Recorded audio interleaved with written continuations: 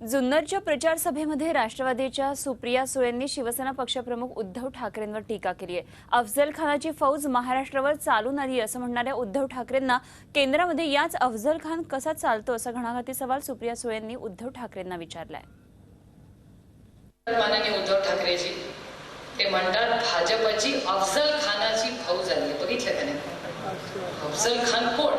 आता अमित शाह अफजल खान, नरेंद्र मोदी अफजल खान, याचं पण मला उत्तर हवंय बाबा। देईल कसलं तरी भाषणात देईल, पण अफजल खानाची फौज जर असेल तर ती महाराष्ट्राचा प्रश्न विचारायचा आहे की जर हा पक्ष अफजल खानाचा असेल तर केंद्र सरकारमध्ये अनंत गीते आज मंत्री का, याचं तुम्ही मला उदाहरण द्या।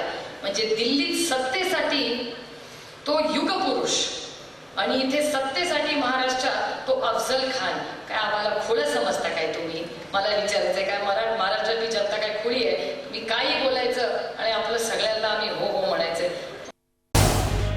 झी 24 तास रहा एक पाऊल पुढे।